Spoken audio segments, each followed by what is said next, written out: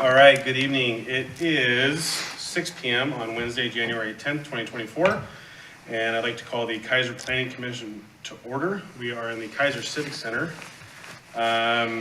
First off, let's see if there's an appearance of interested citizens. Hearing none, seeing none. I'm doubting there's anybody that signed up that's going to just randomly run in.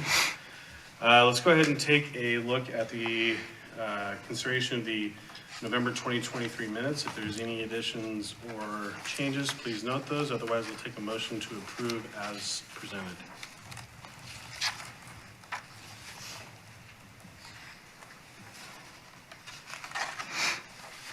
Take the motion.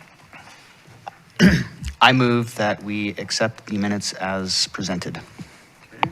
Second. All right, we have a motion by Commissioner Grens and a second by Commissioner Avishon to approve the minutes as presented. Any discussion on the minutes? Hearing none, all those in favor signify by saying aye. I just turned my microphone on. Make sure you do the same. Aye. All those in favor say aye. Aye. Any opposed, say nay. Motion passes unanimously with one absent Commissioner Lopez. All right, strategic plan discussion to be led by City Council liaison. And I understand you're doing this in interpretive dance mode, is that correct? Well, if you want to know what I have to say, yes, it will be interpretive dance mode. Razzle dazzle us, Counselor. Well, I'm not prepared, so you're not going to get much out of me other than personally, I don't like what it says, so I'm working on changing some stuff. Nobody's heard this yet, but if anybody's listening, they're going to hear some new stuff. I feel that what we were presented with is, I don't know, rainbows and unicorns. And lots of big words. Big words, big plans, big stuff, and not the substance stuff that I really want. So, Adam, I'm working on some new wording on this to bring back. So there's a few things in there that I think need to be clarified and simplified. And unfortunately, I didn't get involved in this in the first rough drafts and stuff. So now that I'm really looking at it, I'm paying attention, and I'm going to bring some stuff back to council. So you guys, that wasn't what was supposed to be said, but that's what's going to happen. Well, I have the benefit of having had this conversation last night at Parks. And unless Mr. Brown or City Attorney Johnson or Shane or Dina want to chime in on this, I'd like to offer some thoughts on some of the things I heard last night. And then, I don't know, what say you all? I have some thoughts as well. Okay, so when you look at this document, the first couple pages really kind of call out the process for which they did the strategic planning. Really, I think where the nuts and bolts come down into start on slide number 24. And that's where it actually talks about the specific goals. Actually, excuse me, slide 22. It says goals, and then it starts goal 1 and it goes through goal 6. And it calls out specific goals for each of these areas. If I understand it correctly, these goals will create the foundation for a plan that city staff will work with the council and various boards and commissions to work towards accomplishing those goals and those various elements within each of these goals. And there's a bunch of different ones. What we landed on last night with Parks is, I mean, frankly, not a lot of people did their homework on it, and that's fine because it's something new. But there's really potentially two ways we can look at this. And the first way is if you go to the Keizer.org website and right under the logo, there's a place that says strategic plan. You can go in there and personally do the survey yourself. And I would highly recommend that everybody on the board does that. You can do it from your personal lens. You can put your personal narrative in there. And then secondarily to that, as a commission, are there any particular goals? And I actually called out a fair amount of goals in this, particularly in section 2, one in section 1, a couple in section 5, and there was a couple sort of hit or miss here things that have a direct nexus to the work we're doing on the Planning Commission, particularly around land use and public engagement and communication. So for Parks, what we did on this, because the timeline's being moved just a little bit. This was originally going to close on January 26th, but I understand that our city manager is going to extend that about a month. And so, particularly for parks, they're going to go back and revisit this in February. And as a board, if there's collective things that the board wants to discuss, the board will talk about it then. We may not have the same opportunity for that, and that's mostly because right now there's not a lot going on for February, and we may consider canceling that meeting. But if we decide strongly that we want to do a February meeting, my actual recommendation on it is nobody really wants to do a meeting on Valentine's Day, especially if you want to stay married and or otherwise and get involved in somebody with a significant other. So we may just like punt it a week, which we can do. Or if there's specific things on here that we want to talk about right now, we can.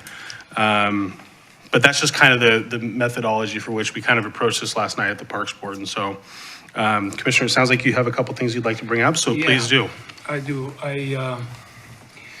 First of all, I haven't done many strategic plans, and going through this, I can't tell whether this is the strategic plan for the city of Keizer as a city or city of Keizer as an organization. This seems to have mixed them both, and you can't do that. They're two different things. Our mission or our vision, what the city of Keizer will look like 5-10 years down the road, is very different than what the organization that runs the city would look like 5 to 10 years down the road. That's one thing that's a major problem, I think. We need to separate. We need to decide, is this for the city of Keizer as a city or city of Keizer as an organization that runs it? Right now it's both, and I think that's a mistake. That's one. Two, no way in the plan I saw a benchmarking of any kind. What do the cities, the same size in Oregon, do compared to us? We have no idea. All these plans of we're gonna make quality of life to improve, we're gonna do this and that. Compared to what? I have no idea reading the plan, right? I don't know what does another city the same size does. What does Lake Oswego do? Or even a smaller city, independent. How do we compare to them, and how do we measure our progress? And there are a lot of good words and a lot of good, I know that a lot of time has gone into it, but I can't tell, how would we know if we won or we failed? I know it says somewhere we're gonna define measures and this and that, but even just looking at it, it's just a lot of big, good words, but it doesn't tell me what does that mean exactly, right? Our mission, vision, and values are totally separate from, they don't just nicely move into the action plans. The action plans have nothing to do with our vision, mission, or values, right? They're just two separate documents, looks like to me. They are not continuous. They don't support one another, right?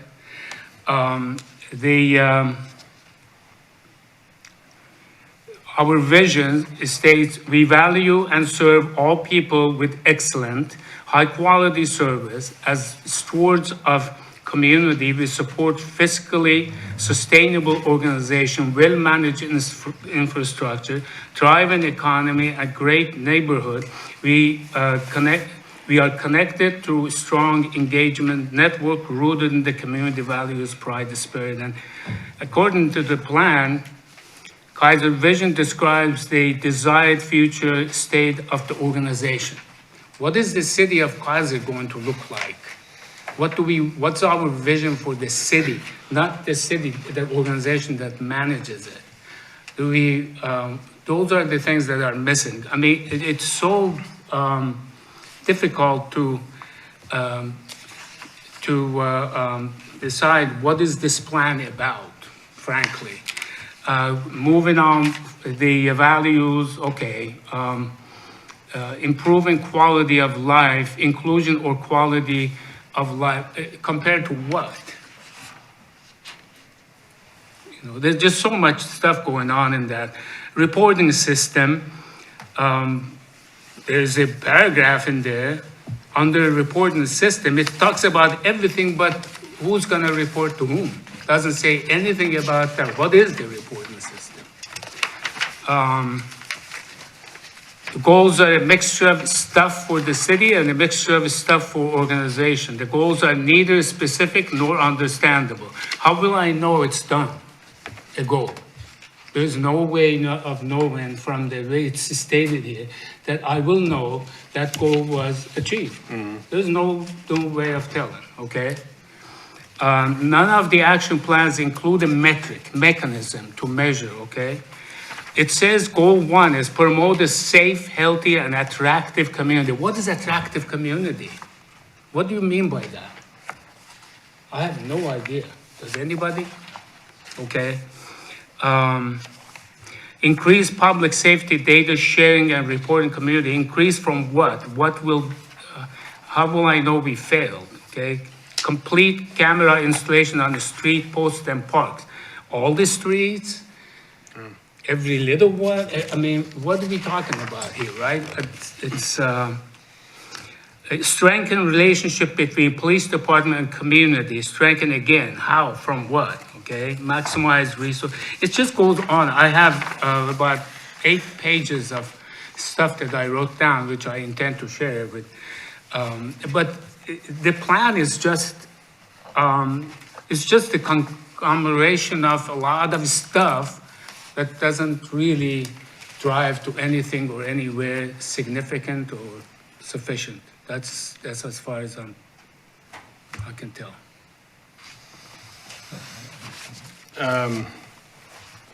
Thank you. Yes. Okay, Commissioner Burson.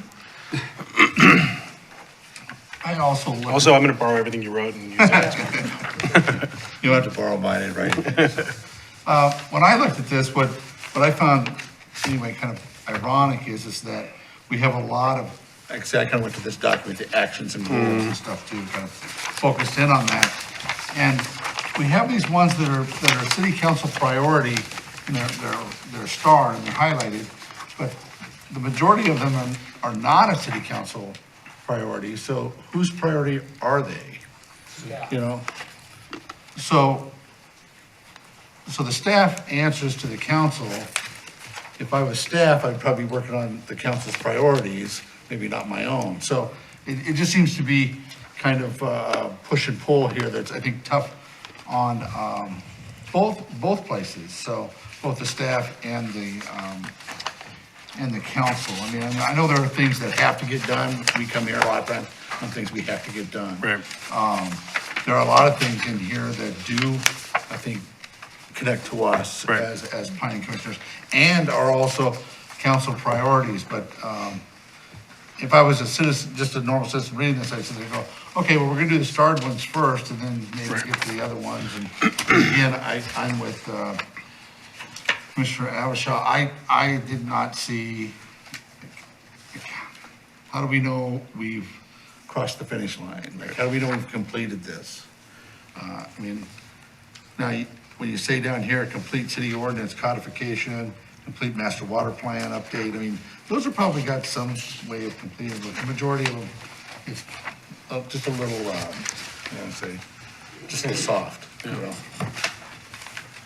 I want to make one comment and then I'll go to you, Mr. Brown.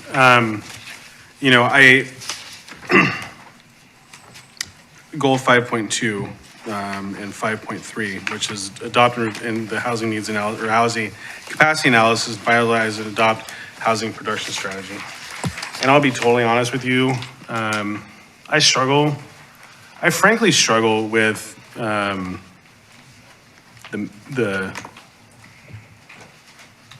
the objective of this commission. And I say that from the place of, over the course of the last number of years, we've had to react as a commission to the executive orders and things that have come out of the legislature that frankly are dealing with issues that they do exist in Keizer, but not to the scale that they exist in other areas. And I think that part of the planning process is to plan to prevent some of those same issues. But frankly, it changes so often. I mean, I think when we did the River Cherry Overlay District back in 2018, 2019, we felt very ambitious that we were getting way out ahead of the curve on trends that we expected to see come down the line. And then immediately we turned around and had to deal with all the House Bill 2001 stuff. And the amount of work that Shane and Dina and our city attorney and everybody have had to do to be responsive to that is really impressive, but it's also probably exhausting. And so I'm very cautious to put any goals in a strategic plan that frankly might be meaningless at the end of a legislative session, right? I know that the governor is expected to revisit her housing bill, 3414. There's been some discussion. She just talked about her housing bill yesterday in her first press conference of the year. There are some very ambitious things that are going to potentially be coming out of the legislation specifically around housing. So we might set this goal and then immediately find out 60 days later, April Fools, guess what? You got to do this other thing, right?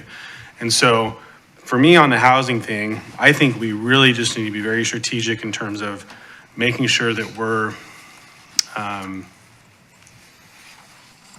doing as little harm, but being responsive to the need that exists and not like overreaching, I guess. And I don't really know how to say that, but I think, yeah, the housing capacity thing, but at this point, that's probably an old study. It's not even relative anymore, right? That's the housing needs analysis, I guess, but.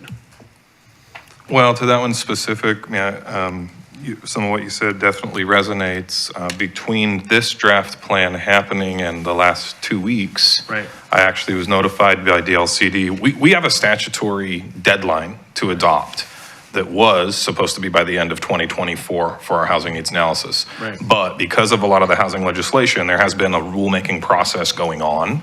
And so DLCD and the state is actually saying, hey, we want to push out your deadline because the rules aren't going to be ready and the work that you've done isn't going to be correct. So really, that's going to, what it's supposed to go out to is 2027.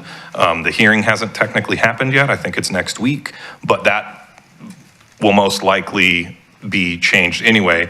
This is a 5-year kind of document, so it still falls within that window of, at some point, the actual adopted housing needs analysis and buildable lands inventory that we have is from 2013.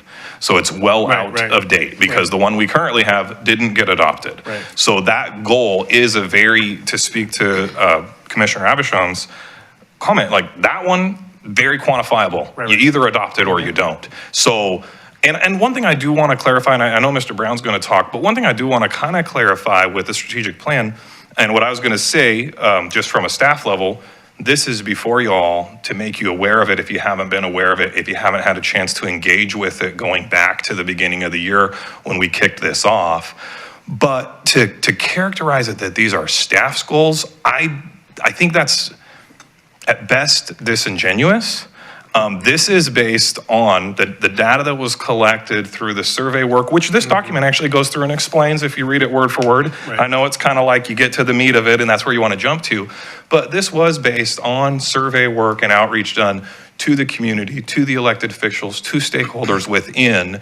And was it enough? That's a question that we're always going to ask, right? But it isn't something driven solely by staff that says, oh, this is what we want.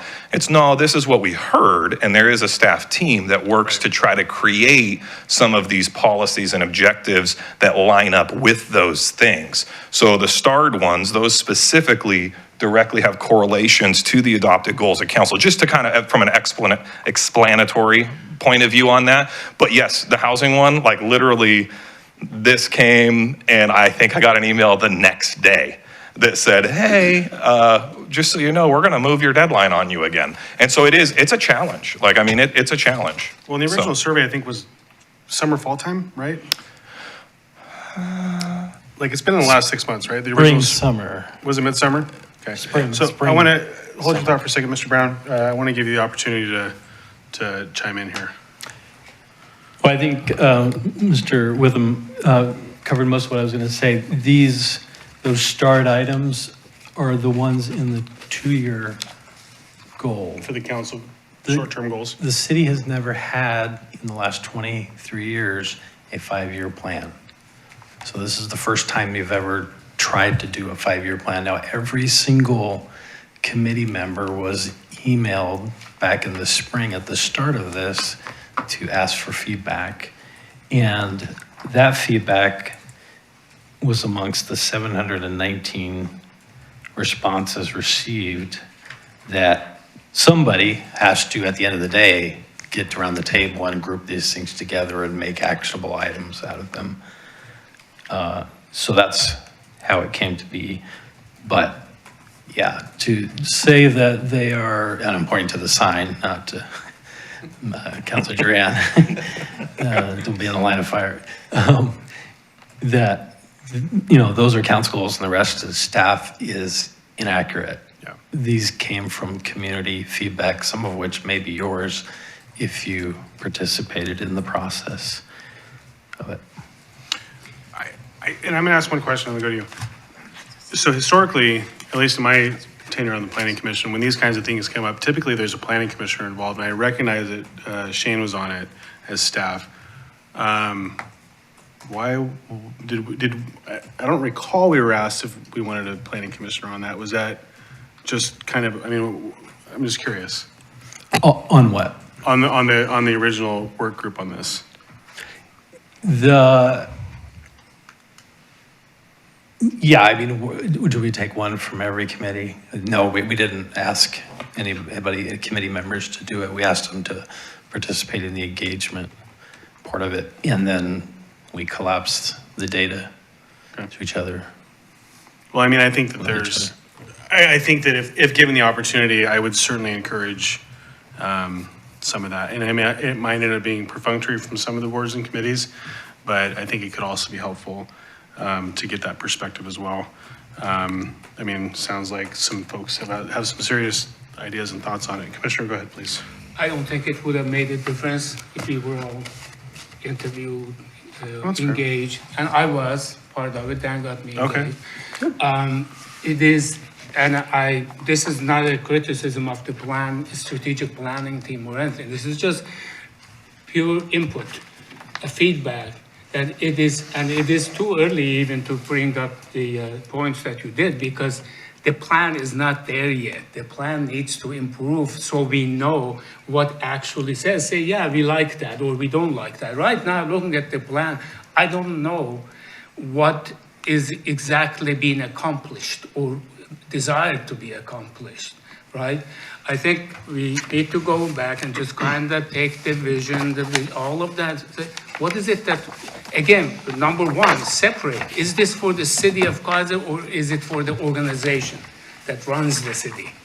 They're two different things, and this seems to have combined both, and I think that's a very big mistake, too.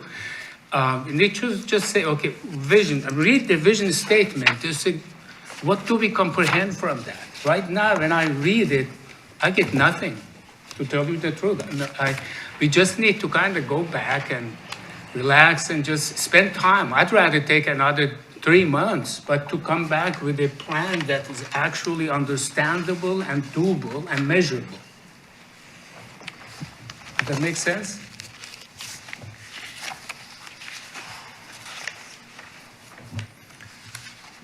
Sir, yeah, Counselor, please. Yeah, I want to clarify my comment about staff. It just from my point of view, the staff spent more time on this. There were more meetings with staff than there was with anybody else. Other than the survey, that's where they got their information to discuss. So that's just my opinion of how things, because I didn't engage much other than I had a meeting on the phone with the gal, with the consultant, and I gave her my initial stuff that I was interested in. And she asked me some questions. So the stuff, when it came back later, I wasn't paying that. I mean, I was expecting to have a little bit more, and I didn't get it until we actually got this document. And that's where I really started noticing that I didn't agree with some of the stuff, and I felt that it was a little more wordy and a little less detailed. Commissioner Avison said it, pretty good about there's some stuff that's not quantified. It's not, there's no way to judge whether we've done it or not. And I think that just needs to be detailed a little bit more. So I've got lots of notes on this because I've spent time this last week going over this, and I would definitely like to hear what everybody else has to say. Commissioner, let's go to Commissioner Lopez and then Commissioner Burson.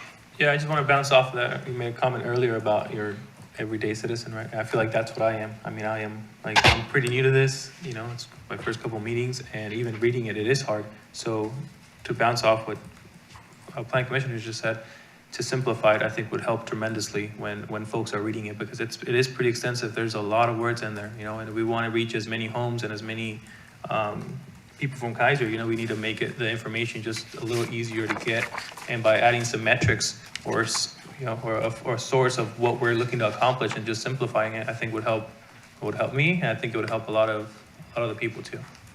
So that was... Commissioner Burson, please. So I'm sorry, I had a question for the city manager. So when is this due, or when do you plan on putting it out?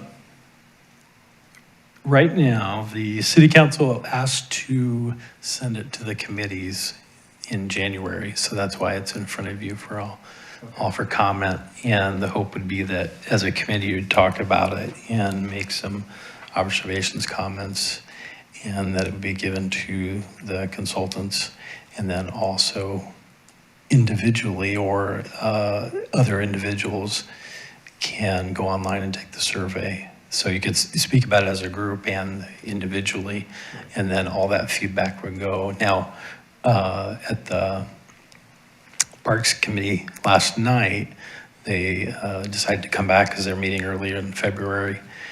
If it took every committee that said, hey, we want one more month to look at it, I wouldn't hesitate a second to say, sure, let's take it. We're talking about another 4 weeks. And then, of course, we're gonna have to aggregate all that data again and come back together, but so. Just to add to that, Ken. Yeah, please. So I think it's a good idea, but I also think as, you know, a commission here, we gotta stay in our lane. Yep. And, you know, maybe we can come back in February, on the 13th or the 12th or something, Yeah, not the yeah. 14th. And, or move it out a week. And have specific, like I say, metrics or what you'd like to see on the issues that are here that actually affect this community. Because, I don't want to do the park stuff. No, I mean, for sure. No, I don't yeah, want yeah, to, yeah, I mean, but I want to stay in our lane. Yep. So we can give them comments on these areas that affect the commission itself. And I think that's fair to them, if they're willing to do that, because, I mean, I'm unprepared to tell you how to fix it today. I kind of got to think about it a little bit, so. Anyway. And I think that's generally in line with kind of what we talked about. Individually, we can all go do our own survey. And I encourage you all to do that. And then as a group, we can come back. City Attorney Johnson, please. Thank you, Chair. Well, two items, and I don't want to put Adam on the spot here, but I did not anticipate that the committees, I thought that this round, like last night and tonight, last night at Parks Board in here, was sort of present the information to you, but not necessarily that the committees would take action as a committee. And I don't know if Adam had the same idea, but to narrow down and get nerdy about it with regard to the Planning Commission specifically, I would be concerned about whether or not an official vote would be a land use decision. Oh, I'm sorry, I wasn't talking about that. Well, yeah, but I wasn't sure whether some of the others might get that idea. And I don't know, Adam, did you have a feel for that one way or the other? I mean, if you want to, that's fine, except for this little niggling worry about land use decisions, but if you see where I'm coming from. I see. I'll offer my perspective, and then I'll kick it over to the city manager. I think that the voice we wanted to hear from the Parks Board was a collective voice of these are the things as a group we see as being the appropriate action items or not, and just a consensus discussion, right? Because frankly, none of us were really prepared last night.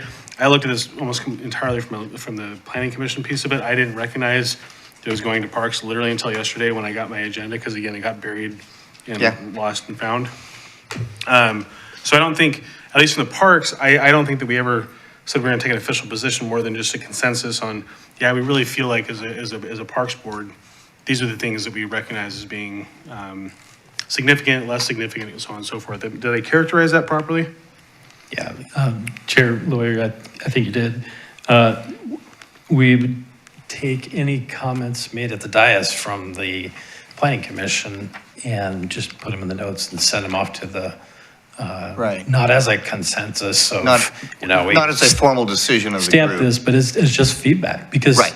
one side of the dais may disagree with the other side of the dais, so we're just going to take it all in. Yeah, We'll take it all And- in and give it to. And if I may, please. that's fine, and that's what I anticipated too, so, and I think we're on the same page there.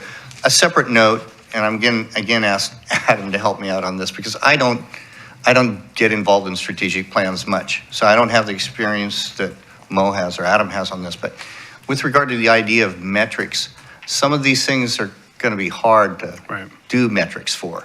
You know, some of them are, like, you can count, but some of them are more subjective.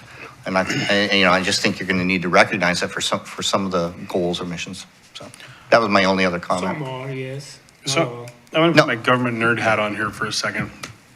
So when you go after money for things in government, there are certain things that have to exist to get those money things. Transportation system plans, master plans, comp plans, other things. Is strategic plan one of those mechanisms that help governments get monies?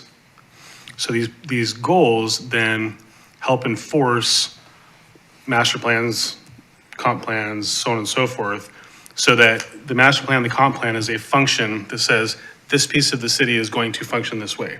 Collectively, the council says, as a strategic priority, we've set a work plan for the next X amount of years to do 1 through 7 here, whatever that 1 through 7 might be, which helps enforce that A, this is a project or a series of projects that rise to the level that the city is ready to commit time and resources to in order to execute the grant funds. Is that a very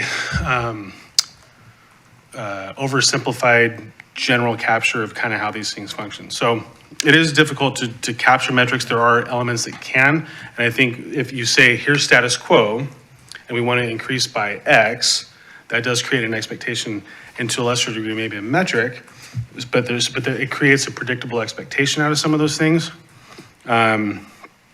So I think where it fits, maybe having some of that exists. I hear what Commissioner Avashan's saying. We're doing some comparison to similar or smaller cities is helpful. Go ahead, Adam, sorry. Yeah, we're going to create that. I've got a template for it, and we could share that with the group. And this is, I also- imagine the strategic plan is actually longer than this whole document, or is this the whole strategic plan?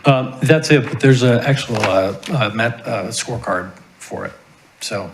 But is this a distilled down version of the entire plan, or is this the entire plan? That's it. That's, yeah, the is the detail will proposed be in everything. a scorecard. So- But I did want to say, just so nobody's shocked or think I'm pissed off, that I have to go to my church youth group at 7. No So worries. when I walk out, it won't be because I'm pissed off. Okay. No, not at all. I appreciate you. Thank you for being here. When I think walk out, it will be because I'm mad. I really appreciate you being here. And I mean, this is new. This is unprecedented. The city hasn't done this in 23 years. We're 40 plus years old, right? There's going to be some growing pains with it. There's elements of it, frankly, I look at this and I go, this is just a lot of really fun words, but they have no context and they have no, but that's frankly government contracted consultant work, right? I swear to God, sometimes these people got paid by the word, if not the syllable. I'm sorry. No. The city attorney is offering some quiet Well, commentary. I was just commenting that if they're getting paid by the words, it should have been much longer. Well, I agreed. But, you know, I think, please submit your comments. I think they're helpful. You know, if we feel strongly as a commission, I mean, there's definitely some things in here that I think just frankly have a direct nexus to us. But if we really want to come with a unified voice, I would say we really need to do our homework on this and be ready to have that conversation collectively. Unless you're ready to do it now, which if everybody's ready to do it right now, we can do it and just get this thing over with. I am not. I don't think Like, it's we will. rare that Commissioner Grants actually doesn't have much to say, so I'm just like, you all right? I'm fine, thank you. I actually forgot you were here.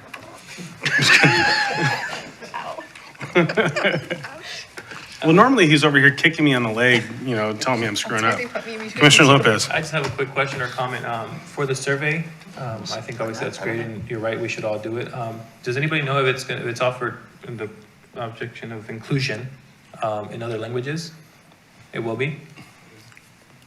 It is in Spanish, the plan's in Spanish and the survey is in Spanish also. Perfect, thank you. How old do you have to be to take this survey? The ability. Well, that doesn't indicate age, The counselor. ability to click on a button with a mouse there's no requirements, so. Well, I asked that sort of flippantly, but also like Keizer's really good at one thing, but one thing they're not really good at is taking care of kids in terms of offering opportunities for kids in the city. And I know that's kind of lofty and it's outside the, the scope of possibly what a strategic plan looks at. But I would seriously encourage your peers, get out there and have some people that don't historically engage in this, offer some comments, because guess what? You're the next people that are in charge of all this. It's a So, great idea. you know, I would get it out there, you know, see if you can get in the school. Do they do school newspapers anymore? I actually feel very old for asking that question. We have one, it's called the Piper Daily. Oh, still it's the Piper. That's very good. Okay. But it's actually on Facebook and Instagram, right? Now you actually get a physical paper. We don't use Facebook. I haven't, I don't. What about MySpace? Do you know what MySpace is? I've heard tales. AOL chat rooms? No? Okay. Is it a physical newspaper? No. She's loud. It used to be a physical newspaper a long time ago. No, but I think it'd be great because the youth voice is often lost in these conversations, and I would really like to make sure that we're doing it. Because like I said, you are the next generation. You're going to be the ones having to deal with the nonsense we screw up here or the things that we think we did right that we look back on in 15 years and go, yeah, just kidding. Oh, I can get in touch with the youth counselor for the city council and get him to encourage other peers, but also because I think he has connections to the newspaper. So I can talk to him and give him the link to the survey. That'd be great. The online newspaper, yeah. I mean, I don't know, maybe they did the print, maybe that's a skill for like nursing homes or something, I'm not sure.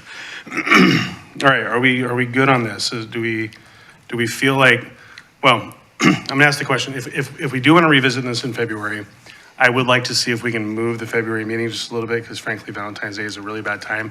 And if I'm being totally selfish, I won't be able to be here because I'll be in DC for work. And I don't think Commissioner Hutchins wants to deal with this next month by herself, but it's up to us. They'll answer the question, A, do we want to move this to the next week in February?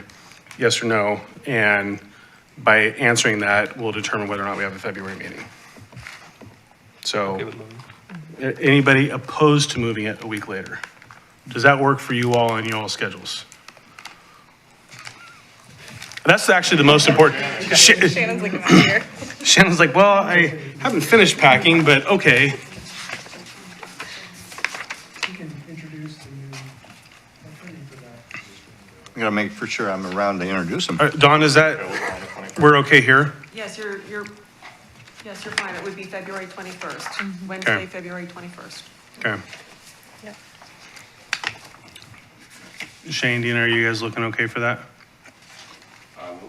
Okay. Is that the consensus of council to move the meeting to February 21st? I don't know about the council, but the commission, I think so far Commission, is that whatever. way. Oh, you just got a promotion. Demotion. Is there any objection? You're way off. the Anybody rails want to tonight. know on that? Okay, I think we're good. Yes, please. One thing I would ask that might be helpful for our conversation, as was alluded to earlier, you know, those action items in there, and maybe there are specific action items that you all see as having a nexus with the work that we do here at Planning Commission. I think those would be great ones to focus in on.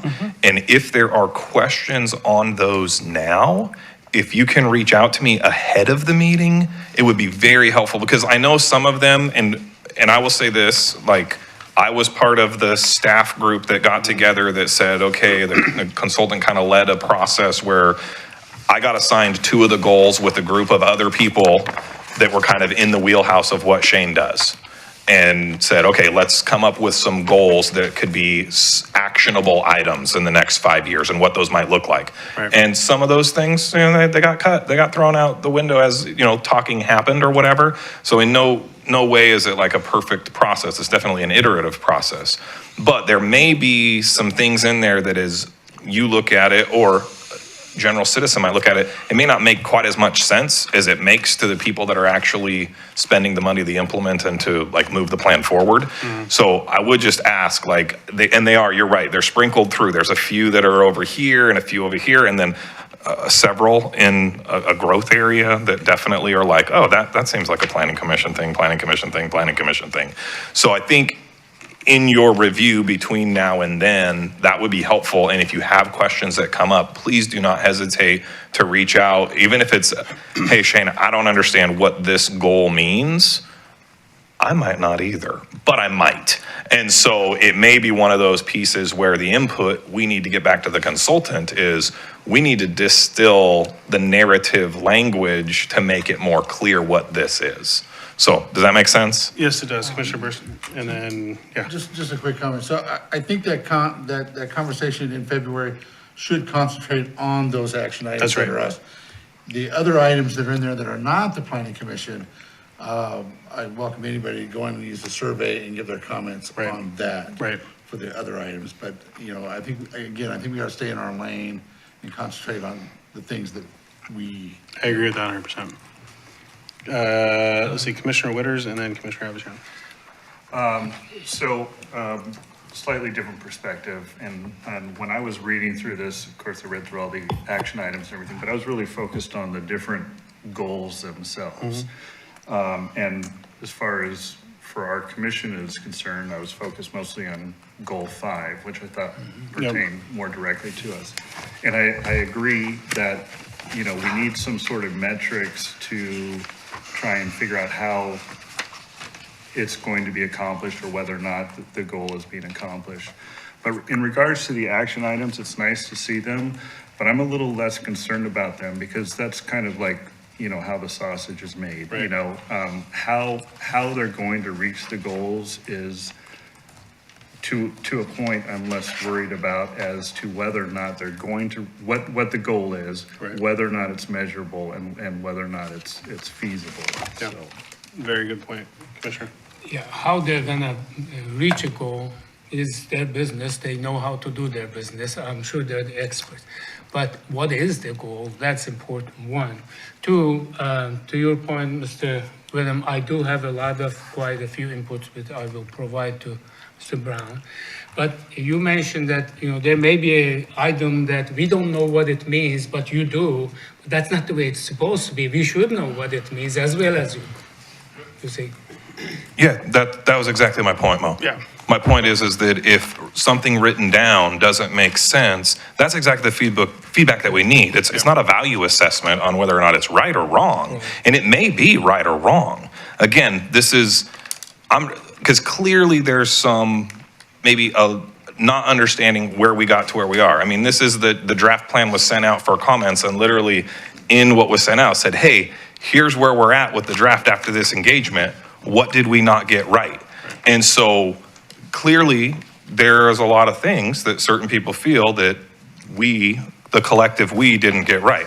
I mean, I didn't write the plan. I gave my input just like the rest of our community members did, right? So I think my point of that is I think when there are those pieces there, it would be very helpful to me that gets expressed so that I can understand, because there may be something that because of the vernacular that I live in and the words that we use, or something that just is in my brain because it's in my brain, I think it makes total sense and somebody else may not. And so when there are things that you look at and go, oh, this doesn't make sense, that's really helpful because I do think that speaks to the idea that, oh, we need to distill the words that are written down on the page so it makes sense to everybody. Because I agree, it should be something that you can pick up no matter what your profession is and look and go, oh, this makes sense. I see where the city is going and what we're doing. So yeah, 100%, that's what I think would be helpful. So hopefully that makes sense. So I just want to touch on what Commissioner Burson brought up. And this is just my distillation of what I think has a direct nexus to Planning Commission, what sort of maybe has a tangential relationship. Number one, first and foremost, probably goal 5, which is community growth. Do all of the elements in there have a nexus? Maybe, maybe not. Across the community in general, engaged community is another big one for me. I mean, I've said it many, many times. I've said it in front of council many times. It is unfortunate that we don't get more people in here to have conversations with us. Chickens and a variance are the two public hearings that I've had the most participation in, and I've been here since 2018 or 29. I don't even remember. It's been a long time. 2017. All right. That's not to say that we haven't had good process. The River Cherry Overlay District was good, but it wasn't necessarily here. Transportation and mobility is going to be another big part of that. That has some direct relationships in terms of how we're going to grow and where we're going to grow. We really need to look at a transportation system plan. That's been a goal that Shane's brought up for at least 5 years. And maybe to a lesser extent, economic development, because that is going to be a big factor in the growth discussion in terms of, are we looking for more houses? Are we looking for employment lands and giving people an opportunity to drive less miles and actually work and make a livable wage, a sustainable livable wage, like, you know, not having to have 2 jobs while working in the city of Keizer. We've always talked about economic lands. I mean, back when Councilor Duran was on the Planning Commission, we talked about employment lands. This has been a conversation we've had for many, many years. So those are just my observations. I think they have a direct nexus, if not at least a tangential relationship to what we're doing here. And so that's my opinion. Do with it what you want, but I agree with Commissioner Burson. We really want to hone in on the things that have a more specific Planning Commission relationship. I just want to thank City Manager Brown for being here. Thank you 2 nights in a row. Really appreciate your willingness to sit here and take the arrows. You know, it's a brand new thing. It's the first time in 23 years, and you're not going to get it perfect out the gate. And frankly, sometimes consultants really like to cash those checks and deliver products that fit a specific niche. And so good luck continuing to distill through this and get through the end of the process. Yeah, can I just? Please. Mike, everything said tonight is valuable, and I just wanted to jump up and make sure you understood the process that we went through. But so everything you said up here is valuable to us tonight, and we'll continue to refine it and stuff. And actually, I wasn't here just for this discussion. I was just trying to make my rounds to the committees. That's okay. We're a cool commission. So. Well, these guys are. I'm just here. Good to see you. Mostly all. Commissioner Yeah. Grants. He's the cool one. Yep. All right. Well, that was fun. Let's talk about a work plan. That sounds like a perfect segue into what I guarantee you. Actually, I really like the work plan. We did a work plan last year, maybe to a lesser extent, but this is always fun. I love looking back and seeing the things we've done, appreciating all the hard work that we get to sit up here and talk about. And then Shane and Dina are going to tell us all the wonderful things we're going to do in the year 2024. It's the year of the gopher, I think, in the Caddyshack calendar. I was going to say, I don't think that's one, but Yeah, okay. Israel. Okay. Caddyshack calendar. Swing and a miss. Yeah, so we sent this out. Basically, there's a list of stuff. We do this kind of every year. I think every year we've done this. It's not always in January because sometimes we don't have a January meeting. But these are the list that I included in the packet includes items that we've identified. Either there may be errors or we know that work is coming up because of legislative needs, things like that. And really, what I always look forward to is coming here and finding out from you all on the commission, what are things that you want to tackle this year that aren't on that list. And it's always hard with our work because there's been a lot of years where we end up spending a lot of time doing work that it wasn't on our list at all because we didn't know we had to do it. We've never been reactionary. No, it's never, it never is. It always is, but it never is. So with that, what I was kind of thinking we could do is I would just kind of walk through at a high level what's on the list. I'm a little bit fearful that some of them are a little bit kind of like squishy because I don't have great like, I don't know exactly what it's going to look like. And I don't totally know what the involvement of planning commission is going to look like on all of these, but these are the things that are kind of in the midst of it. So if it's helpful, I can just kind of walk through the list real quick. It's not super, super long. I mean, I guess it's 2 pages, but they kind of go together. And then receive input from any of you. Is that the best way for you guys? Or if everybody's super comfortable with the list as it's written, at 6:50, we can go home. It's really up to planning commission on how much you want me to dive into the weeds and talk about each of the individual items. And I want to be sensitive to your time. And really, the conversation about the strategic plan, I think, was very valuable. So I'll defer to you, Chair and Commissioners, on how much you want me to talk. Be careful what you wish for. Looking down the dais, any particular thoughts or feelings on this? Thought it was a good list. Well, Commissioner Witters and Commissioner Lopez, you're new. We've mostly been through this. I think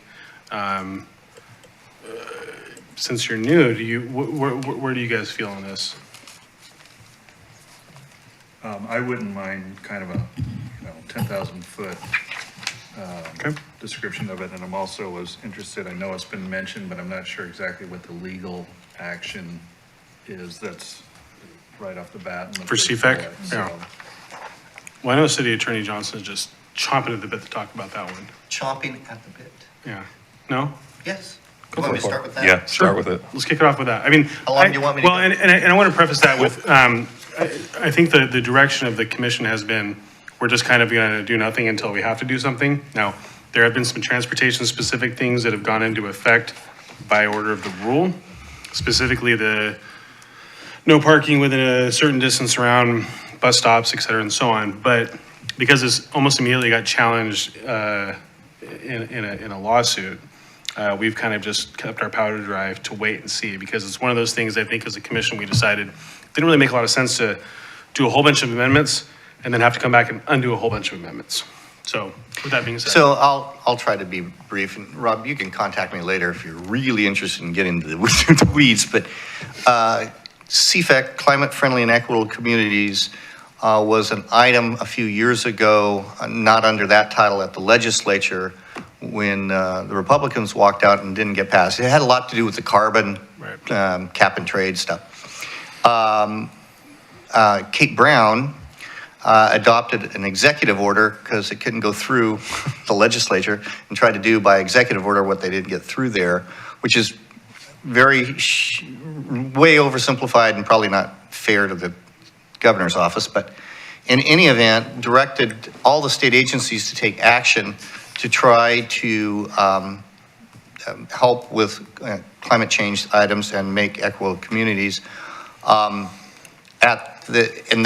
When I first saw that, I thought, well, okay, that doesn't affect me, because I thought it was more DEQ stuff, and it is a big part of DEQ and the Environmental Quality Commission.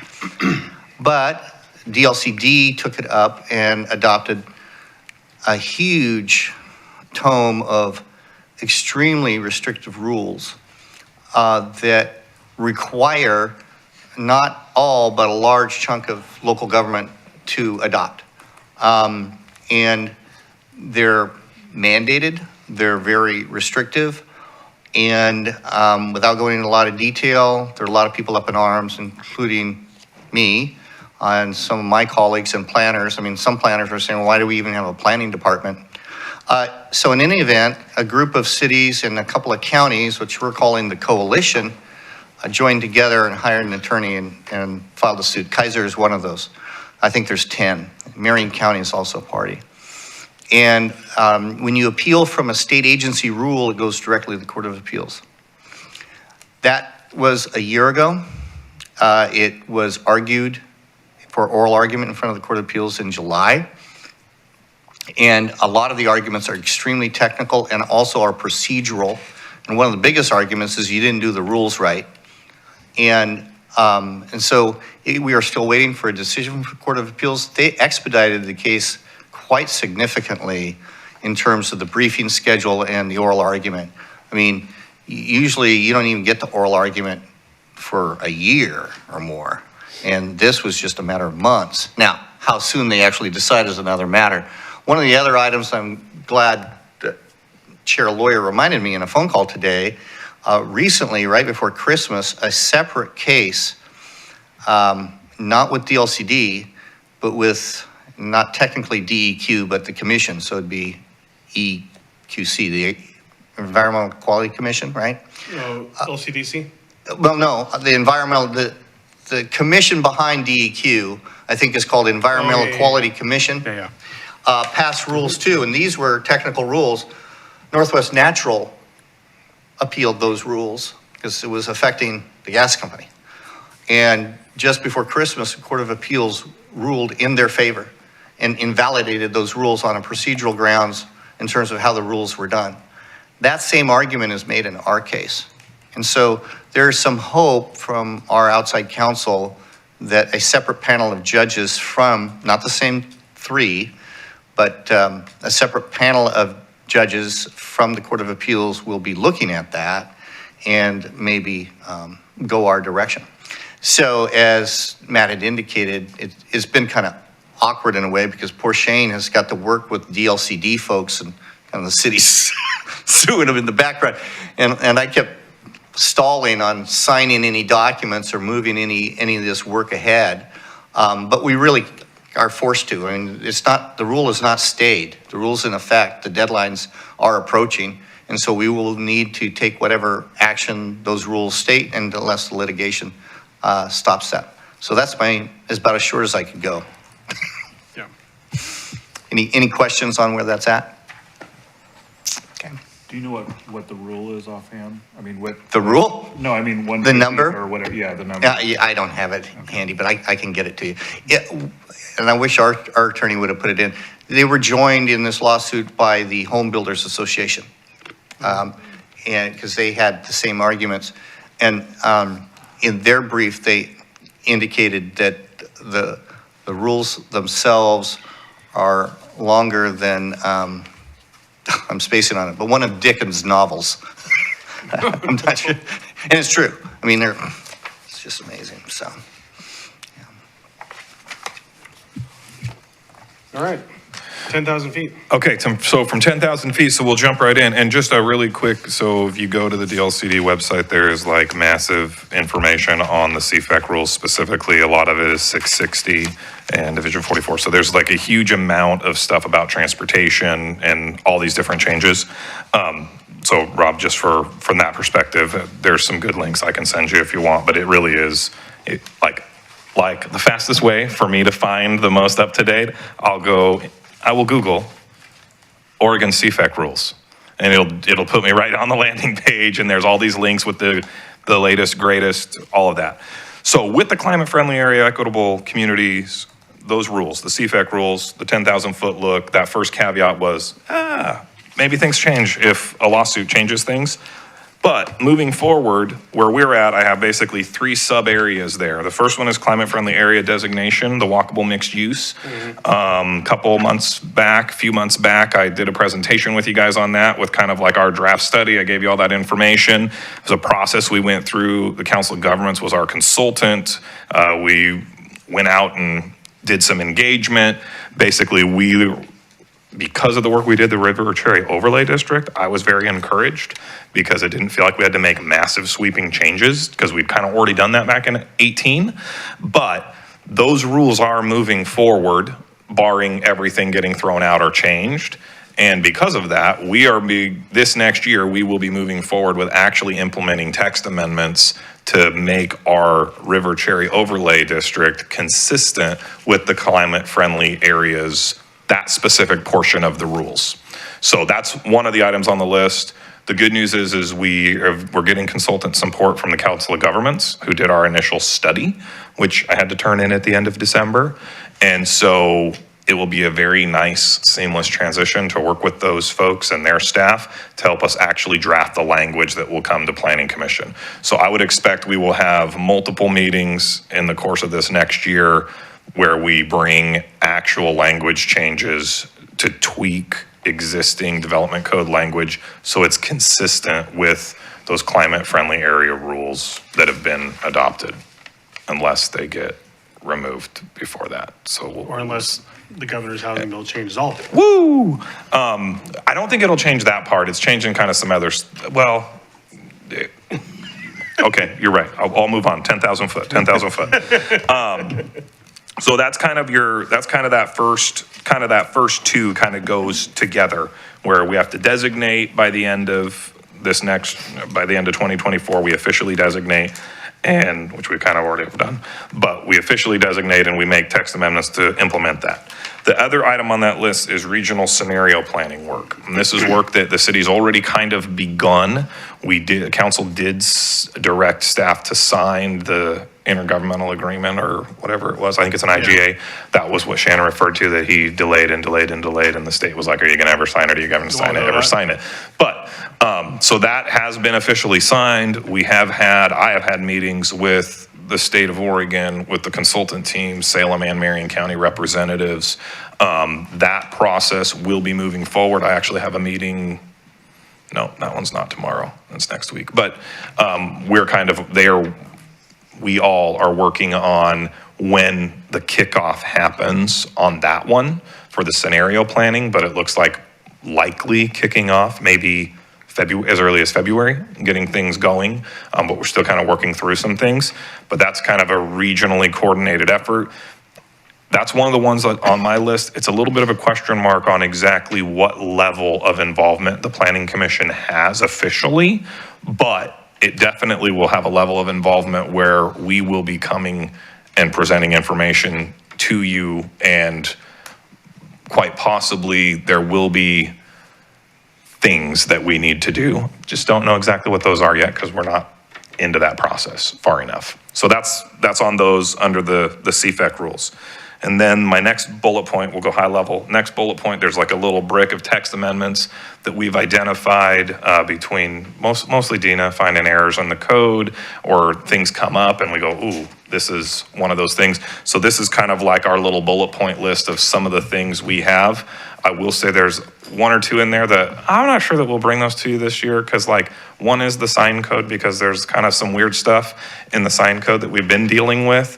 And y'all know who've been on commission, when we open up the sign code, it gets weird. So it might just be like, these aren't like, If you don't make a movie, we're fine. yeah, right. So that one, we're gonna kind of like, we're gonna play that one by ear a little bit. But for the most part, that's what that list is, things that have been identified as either errors or things we want to revisit. In past years, we've had chickens, we've had ADUs, we've had some things like that. I don't have anything dialed up where I think we're way off track or way off base right now. It's more minor things, so they're not, in my opinion, huge high priorities that we must change immediately because there's problems. But so that's what the text amendments was. The text amendment one is that third bullet point that's bolded, the master plan applications. We've talked about this before. Area D, there was an amendment done that didn't come directly to Planning Commission, because the amendments just go directly to council currently in the way our code is written. But there has been discussions, I've had discussions with some developers that have looked at the possibility of rethinking the Area C area to a level that would probably require a new master plan, not just an amendment. And in doing that, that would definitely come to y'all. The other pieces is we have the Isla Ve property up on River Road north of Lock Haven. The large property on both sides, the old farmhouse on the hill by McNary Estates. That property, went up for sale a couple years ago. I've had several meetings with a development group that has purchased that property, although I don't totally know what their deal is. A lot of times with big deals like that, there'll be an extended time frame for people to do due diligence and to close out a deal. I had a phone call from that development group, and I'm kind of expecting to have a meeting with them. They said sometime end of January, mid-February, as they're kind of doing preparatory work for all of us that live here. If you've driven up there, I think a few months ago, and maybe even more than a few months ago, they had some equipment out on site. My phone blew up, Dina's phone blew up. What's going on? Are they building something?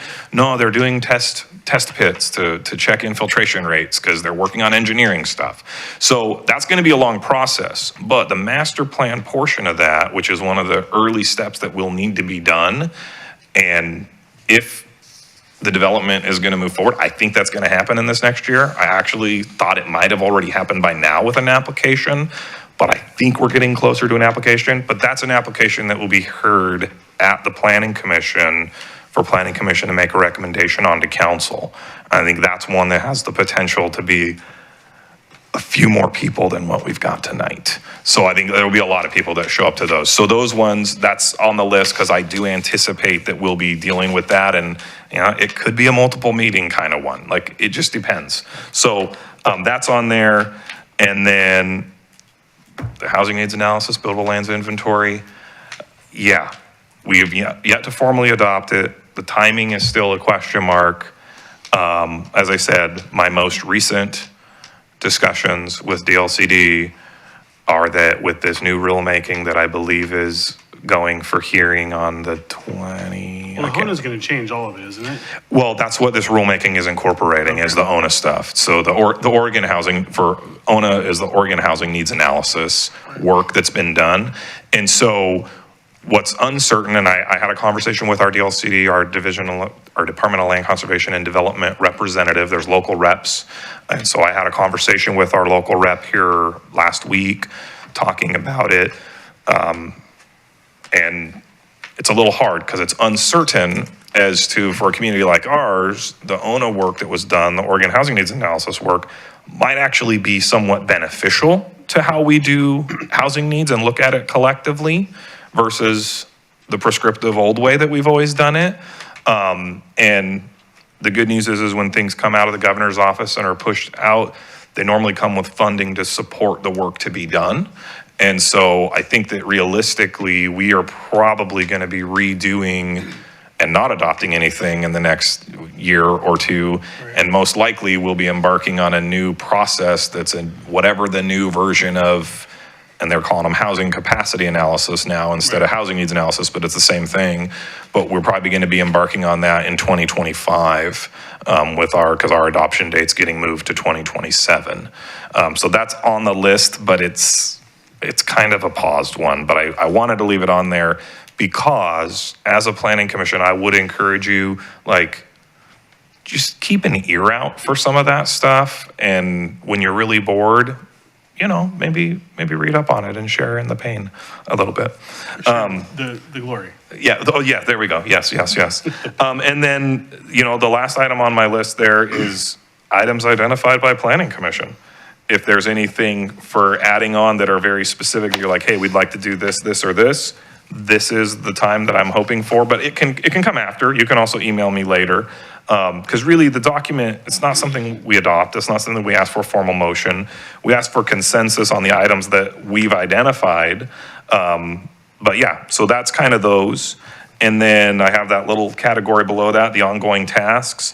TSP update, yes, it's been on there forever. It's been a council goal forever. The one good news about the TSP update, that's my meeting tomorrow. I'm actually meeting with ODOT tomorrow to talk about scoping for our TSP update, which is a little paid for through all the CFAX. Correct. Stuff, right? So which is a little bit premature, but the scenario planning, my counterparts at the city of Salem would say, and I actually agree, the scenario planning work is sort of like a phase one of doing a TSP update. And so the work flows together.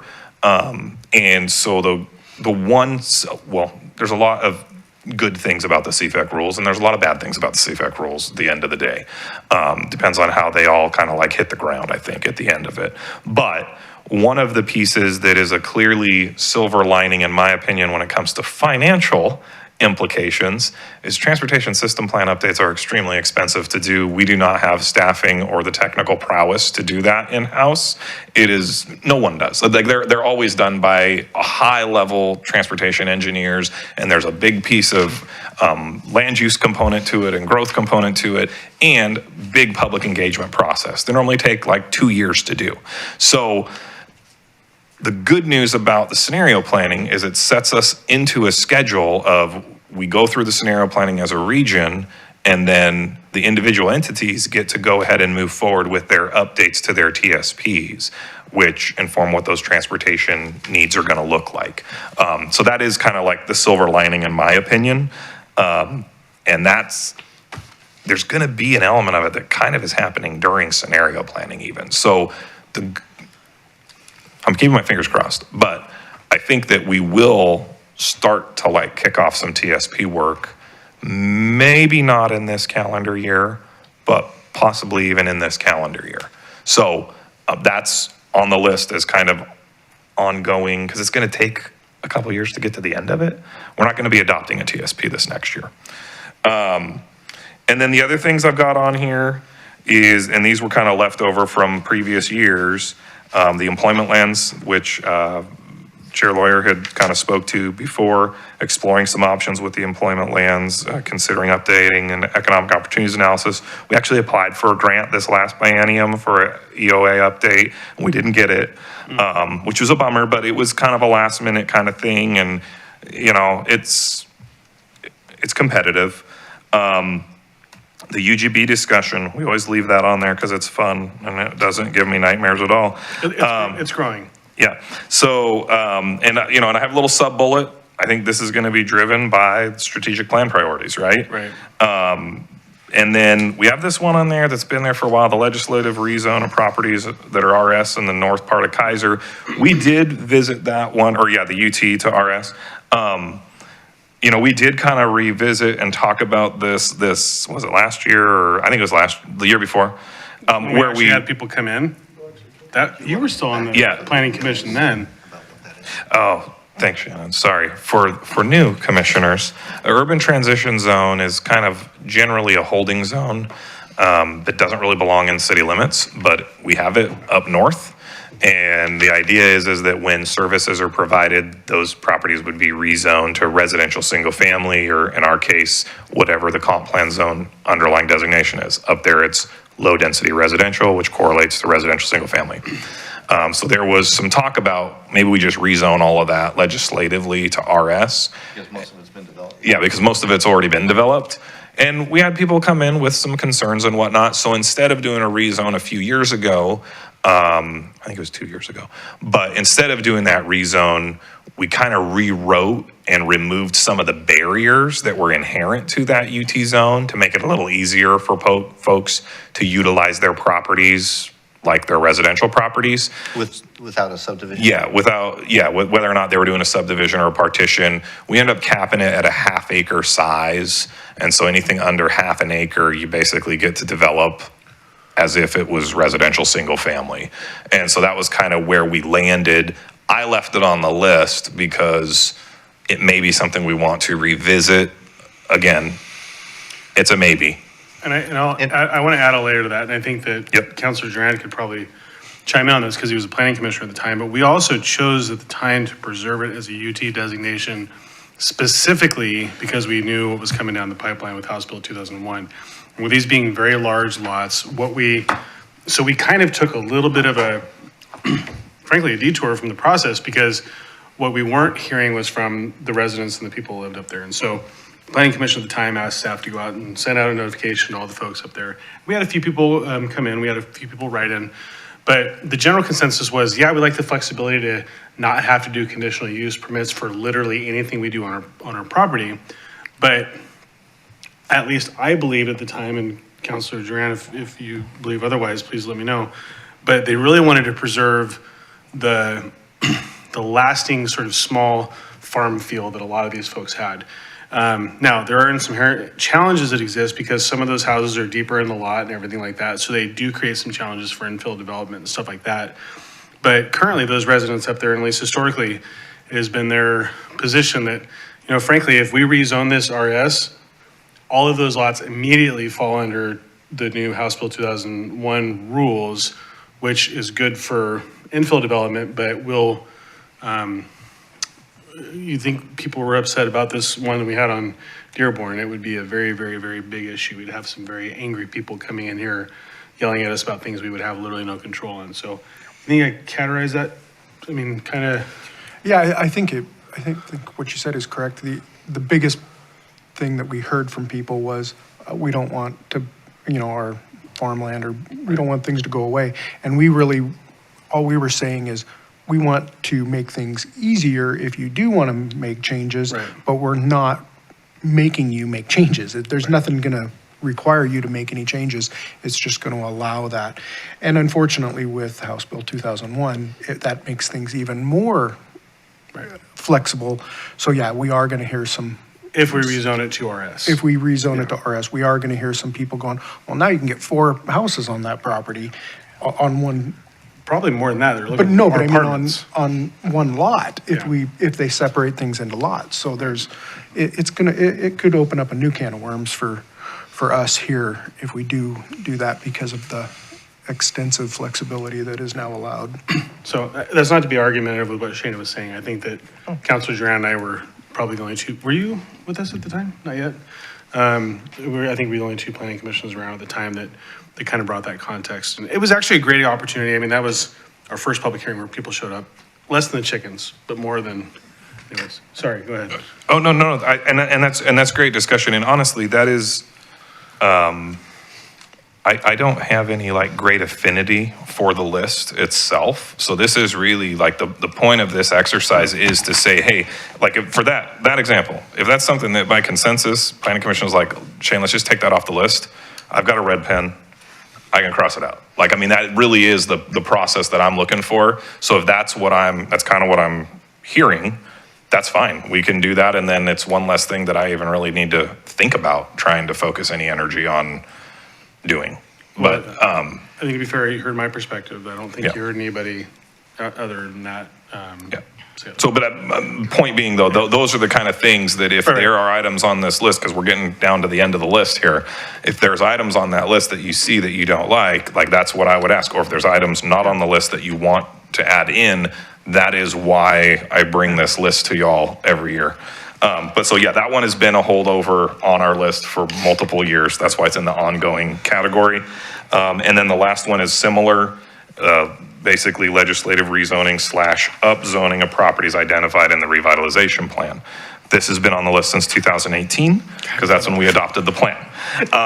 You know, historically, for new commissioners, we did a big legislative rezone of River Road, essentially. The properties all along River Road were mostly zoned commercial mixed use, and some were commercial office, and some, I think, might have been some commercial retail in there. I'm not sure if there was commercial retail or not, but I know there was commercial office, commercial mixed. We changed all of those commercial to straight mixed use zoning. And with the adoption of the revitalization plan, there was a rewritten section of code called the River Cherry Overlay District, which governs that whole area. And it was rewritten and created to be more flexible to allow more opportunities for folks. And so we did a big legislative rezone at that time. But at that time, Planning Commission and Council that kind of were a part of getting that plan adopted did not want to go so far and start rezoning the medium density residential or the low density residential properties and upzoning them to a higher density or changing medium density to mixed use or anything like that.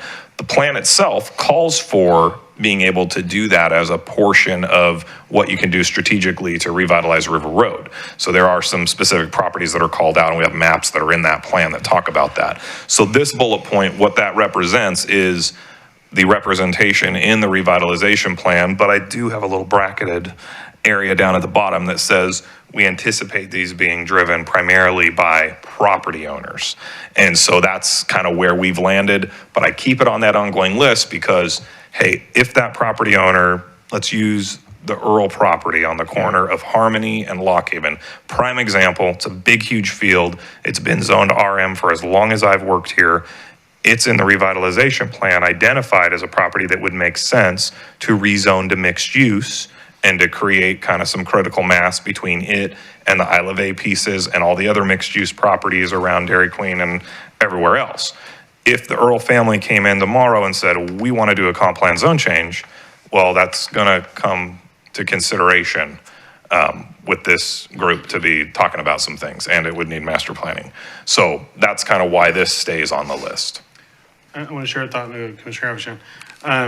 It's been a while since we looked at the RCOD. I think it was like a year and a half ago. You did that really great presentation. It might be worth just sending it out in email to the planning commissioners, particularly for Commissioner Lopez and Commissioner Witters, so they can get eyes on that. I don't know that we necessarily need to revisit that live on the dais, but it might be worth for those guys to be able to take a look at it and get eyes on it, to get some of that historical perspective on how we landed on the River Cherry Overlay District and sort of what some of the projects that came out of that might be. Okay.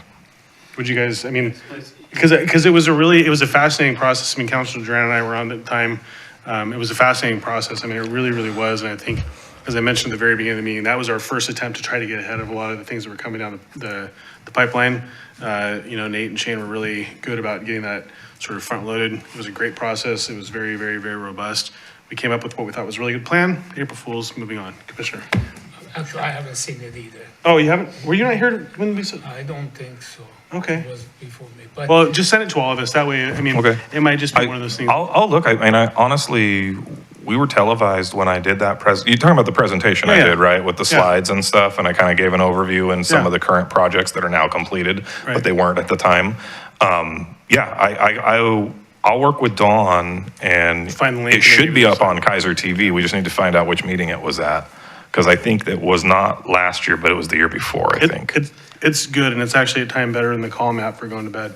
But I agree with you about the coverage last year, but some of the stuff is so big that it should have actually been on the strategic plan, environmentally friendly city vision. What do we think? How we gonna be, or the employment land as part of the economic Well, that- development? And I think they The should have been UCB addressed in piece the is in there, strategic yeah. plan, you know? Well, and That's another input that yeah, please add them. yeah. All right, anything on here we just think is bonkers, tell Shane nope. Anything we want to add, where are we at? Do we like it by consensus? Do we want to adopt the work plan? Where are we at on this, folks? I just want to make a comment of saying thank you Please. for the time for all of you guys to, because it does help to, at least from that view, from that far away view, try to catch up to what, we're just starting off to, so thank you guys. And I would always encourage you, I know when I first came on, I was driving then Nate Brown and Shannon kind of nuts with a lot of questions and stuff, and I usually don't remember until about an hour before the meeting, and I call and make questions and stuff, but Dina and Shane are great resources. Please don't hesitate to reach out to them, particularly as we're facing text amendments and stuff like that. If it's just something you don't feel comfortable with, or you want some clarification on it, it's always, I always feel more comfortable to ask them behind the scenes, so that I don't have to ask on the dais. But they're incredible at what they do, and they will provide you the wealth of knowledge to be successful in making thought processes going on. So, any specific additions or deletions? Are we generally happy with the work plan? Anybody not like the work plan? Did Commissioner Grants lose his voice? I mean, if you just want some input, I would suggest we take off CFEC and replace it with the UGB discussion. Okay. But I don't think I'll get any support on that. I would actually support that, except for it's law-ish. Law-ish. It's law in review.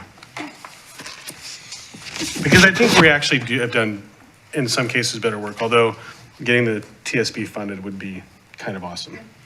So it's like, yes, sir. With regard to CFEC, because I was going to bring this up anyway, first back to Rob's thing, and for the rest of you too. My comments on CFEC earlier, the city and me personally have nothing against climate-friendly and equitable communities. No. The concept, and the attorneys made that clear. I mean, it's really hard to go in and say, hey, we hate this CFEC stuff, it's climate-friendly, equitable communities. It was the way it was done and the detail, and the two items most that I personally, I wish they would have argued this more, but they told me it wasn't a great legal argument. I think it's a moral one, is unlike House Bill 2001 and Senate Bill 458, which were from the legislature to us saying, do this. Hey, I didn't like it. I don't think Shane liked a lot of it. But guess what? It came from the legislature. Yeah. This did not.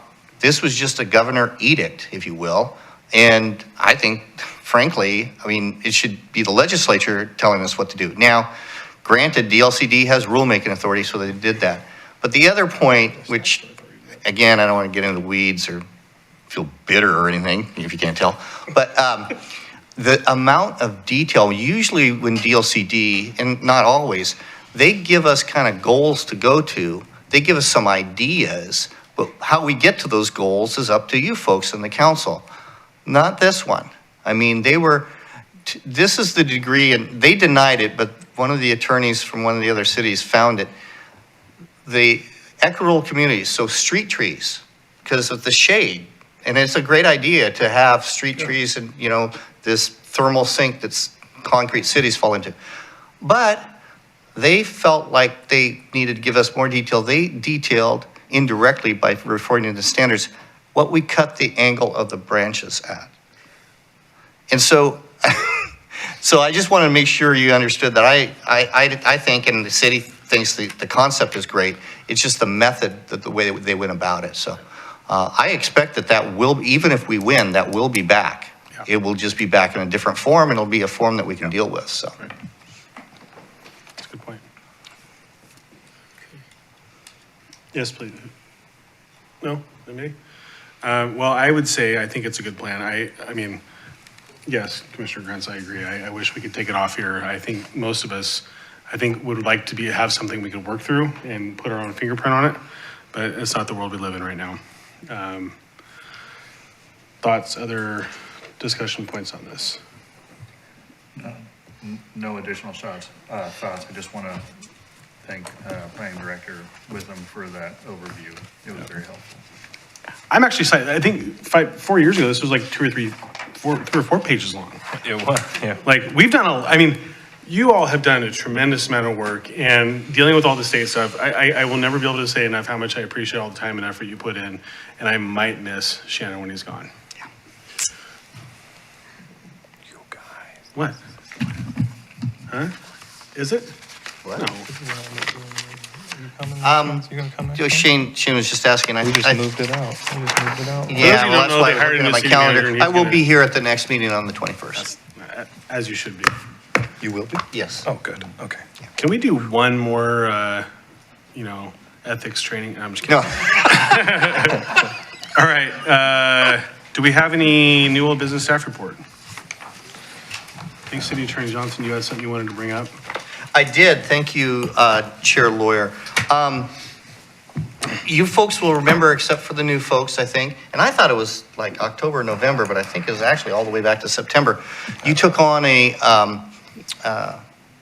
proposed text amendment to possibly expand the role of the Planning Commission with regard to the hearings, the quasi-judicial hearings you might hear. And one of the things kicked around was maybe to hear cases like conditional use permits or major variances. You folks recall that back in September? Ultimately, the commission decided not to make any changes and close the hearing, and the formal recommendation to council was to make no changes. Right. After that, my assistant says, so we call it click it off in my software case management system. There's a little box that says done. And she said, we click this off. I said, well, no. I mean, it was a formal process and a formal text amendment, notice to DLCD. So even though the recommendation is to do nothing, we need to go to council with that. And Shane wasn't too happy. I think he can describe it. He was grimacing. And my assistant Tammy didn't agree with me either. So, well, this is, I mean, the planning commission brought it up. The council didn't bring it up. So the planning commission said, yeah, maybe we should do this. And it was done formally. And I said, well, no. I mean, the code, it says this is the method. You do this, the staff makes a recommendation to you, you make a recommendation to council, council decides. And it'd be a pretty quick deal, I think. But I mean, theoretically, council might say, well, no, we want you to do more stuff. So anyway, Shane argued with me for a bit, I still am arguing with and him. he's still arguing. I was trying to delay until we had a new city attorney. See if I could win the argument with the new city attorney. He's almost there. He's almost there. So I have it on my list for the new city attorney, by the way. Make sure Shane doesn't get away with this. So in any event, the reason I'm bringing it up now, because I expected to take it to council, that was in September. I was going to take it to him in October, or November. And then Shane argued with me. There was no rush. It was really busy. And so it came up again on my calendar. I go, Shane, I'm sorry, but you know, and he goes, well, listen, he says, I've been talking to Matt and maybe some other commissioners might like to revisit this matter. Right. And so I said, well, that's fine. That's great because the timing's great. Because I don't want to take it to council if that's going to happen, right? So I need to know, sort of. So this is kind of from my point of view, from my workload in terms of what I'm going to do. So I talked to Matt, and he indicated there might be some interest in doing that.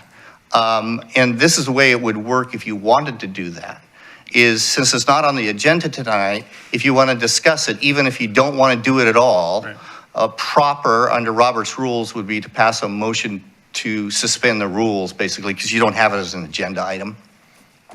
And that doesn't mean you're in favor of it at all. It just means you're willing to discuss it. If you pass that motion, then you can chat here on whether or not you want to revisit that. And even if you feel like, I don't know, I don't think I'm going to change my mind, the motion would be to either set it for a work session or directly to a public hearing. You still don't have to recommend it. You can still say, you know, yeah, we thought about it twice and we still don't want to do it. But I need to know, because ultimately this will go to the council either with the recommendation that you had in September, which again, a second time if you want to do that, or like, you know, we thought about it again. Now you will have to have another public hearing though, because the public hearing was closed and now you would, if you want to do it, it would be something different than what you had recommended. But you can either go straight to a public hearing, or you can do a work session first, but then you'd have to do a public hearing later. So again, sorry to dump all this on you, but the process, if you want to talk about it, see, I could talk about it, but if you guys want to talk about it, the proper thing first is to pass a motion to suspend the rules to consider this matter, which is the way the motion would read. Is there anybody that wants to make that motion? I'd like to revisit and, So the specific motion is to suspend the rules to take, Yes. to consider an item that wasn't on the agenda. So moved? to move, yes. Is there a second? I'll second. Okay, we got a motion and a second. I will say for discussion under this, well, we'll take. No discussion on motion to suspend the rules. You just Oh, decide. yeah, fair enough, thank you. Okay. All those in favor say aye. Aye. Any opposed, say nay. Motion passes unanimously, we're all here. Okay, so why I brought this up was at the time, we were kind of in this strange limbo where we had two planning commissioners leaving, we had two planning commissioners coming back in. And I had not gotten any of their perspectives. I had a really good discussion with Commissioner Witters on it. Actually, after we had our public hearing or the quasi-judicial process on the case that's in appeal, so we probably don't want to talk about it, right? We're okay to talk about it? Okay. So the major variance with the And Dearborn. yeah, the Dearborn one. And so Commissioner Witters had attended, I think, that meeting where we talked about that, and he had expressed some desire to maybe revisit this issue. And recognizing, I think Commissioner Grantz's main gripe, I think, was mainly on the minor variances or there was a specific gripe that I think that was there, but I thought, okay, well, maybe we can at least take a step back, relook at it with the two new planning commissioners, because it's brand new, fresh, and we didn't get the buy-in from Commissioner Saldivar that was here before, because he was out of state. Anyways, that was kind of the nexus behind it. I talked to Commissioner Witters about it. Commissioner Avishand, you kind of seemed like you were a little on the fence with it last time we had the conversation.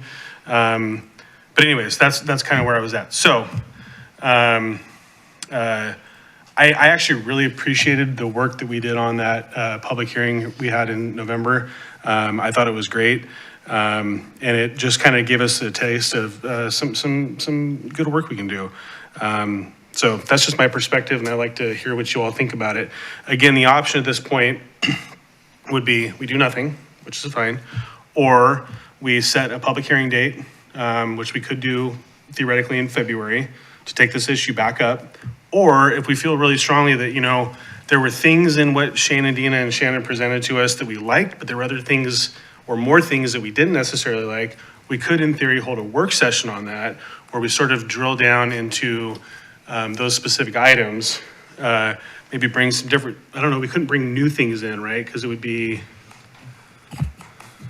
Yeah, you can bring in new Okay. things. So we could bring in new things, we can eliminate some things.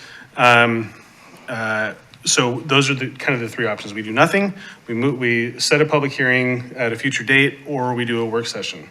And so I'd like to hear from you all. I know Commissioner Witters, you kind of raised this issue, and so I'd really like to hear from you and Commissioner Lopez on maybe your perspective, since you're brand new to the table.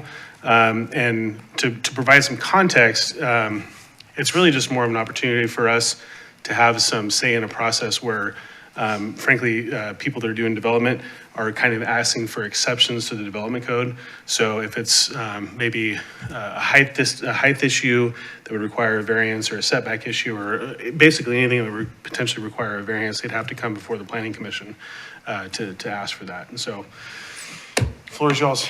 Commissioner Lopez. So would it be still like recommendations from us? Obviously, we wouldn't be making any decisions, or. No, I think we It make would just be decisions. to be Yeah, taken into so account. if I may? Please. So the proposal, and you can change this if you decide to take it up, was to talk about conditional use permits and major variances, not all variances. Okay. And right now, those decisions are made by staff. Yep. And they're final decisions unless there's an appeal. If there's an appeal, it goes to the hearings officer. The proposal was if there's an appeal, it would go to the Planning Commission. And the Planning Commission, like this previous case that you guys heard a few months ago over on Dearborn about the partition and major variance, that you make that decision and it's final unless appealed. Right. Which, of course, by the way, that was appealed. That would be going to council. But the only reason that was before you, though, was because of the major variance. Right. If it was just a partition by itself, it would have gone to the hearings officer. Because it was a major variance and we have a provision that it says the higher one gets combined, so you ended up with a partition major variance. So if somebody appealed a major variance, that would go to you, again, under the proposal. But anyway, I'll stop right there. But it would be a final decision, it would be a recommendation like most of your actions are. Thank you. Again, unless appealed. Commissioner Witters. My opinion, I think it would be beneficial for us to either revisit it as a work session or a formal hearing. You had mentioned earlier about the goal of more engagement, and I think this would be a great way to, you know, try and get people involved in what's happening around them. And that's one of the reasons why I felt like this would be a good something to revisit. And at the time, sitting out there, I didn't have the opportunity to really express that, so. Thank you now for that your I'm here, patience on that. Yeah. I still appreciate your patience on that. Thank you for that. Commissioner Abishon? I agree. I think even if we go public, I think we should have a work session. Just kind of work through some of it. Agreement, and then, yeah. Okay. Because Commissioner it's Mercer? a pretty large issue. Yeah. Yeah, work session, I think you're gonna start at the beginning. Okay. Vice Chair? Yeah, no, I agree. I was kind of on the fence when we made the decision initially, so we can talk about it again. Commissioner Grants? Well, remembering back to that hearing, I must have posed some very convincing arguments because I didn't really expect my motion to pass, let alone be approved unanimously. So I think there definitely were some fence sitters. So I'm definitely not opposed to getting a little bit further into the weeds in a work session to have a little bit more discussion about those things. You're welcome. I did it just for you. And I know Councilor Duran, well, let's hear from our youth liaison. I mean, I know you're not voting on this, but I still want to hear what you have to say. You Have matter. a work session. You like a work session? Okay. Counselor? You love meetings. Don't even push the mic. You love meetings. You're good. Yeah, I agreed with Councilor Grins when he brought the motion up because Well, of course you do. You're a developer. it just seemed like getting more people's voices in was going to be it's going to be a little Well, bit more, and it's You're, good. you're but not, you're not wrong. And I think that we did experience some emotion and maybe not necessarily the context of the issue at hand. But I think that if we really want the public to engage, they're only going to learn by watching other people do this and potentially be successful. We might be opening up a can of worms that we can't put those worms back in the can. But at the end of the day, this is the last opportunity we have for neighbors to come in and have, I mean, if the variance is they're going to put it a foot off of the fence line and they're going to go up to 45 feet, I don't think anybody wants that in their neighborhood. And especially if it's an out-of-town person that owns the property and they decide they're going to build this and they just want to do it because they want to put, a triplex in there. Yeah, my only concern is there's a lot of stuff that people are going to bring to us that we can't do anything about. That's right. It's law. That's right. So that's where we're gonna see a lot of stuff that we're just gonna say, sorry, we don't have any say. This But is if what it's a has to be variance, though, done. it's law that would allow the original action to happen. But if the variance comes in, particularly if it's a major variance, and depending on the different type of variances we talk about, that's where we have the opportunity to say, this is, if they need the variance to make the project work, then is it the right fit for that, that Yeah, piece? on the variance, you're right. Right. And I need to, Shane just corrected me. I thought it was major variances, but it was both minor and major.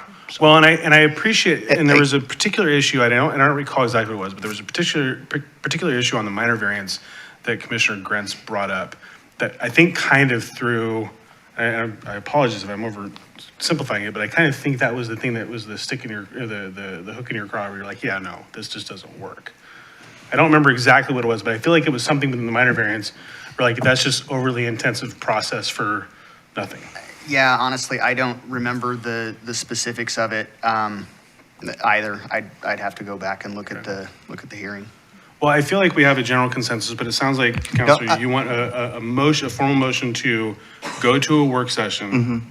And I think that since we're going to revisit the strategic plan in February, I know it's a lot to ask. Do we want to do this in February?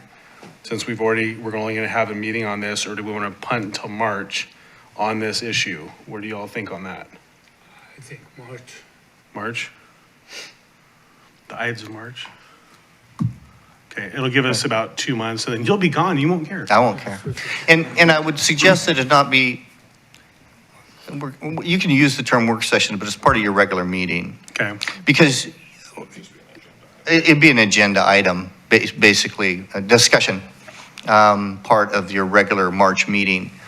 Because at the end of that, We would if you potentially want to open move up forward, then you would move to set it for public hearing, Got it. if you see. So March, we revisit the discussion generally, and if we feel really good about where we're at the end of March, we would either make a recommendation to reopen the public hearing, or we'd say, nope, we're good. Let's Right. send it to council, Right. as is. And you should do one or the other. Yeah. in Because I won't March. be there for that part. Yeah, so the proper motion right now would be to move to set this as an agenda item, not a public hearing, for the March meeting to reconsider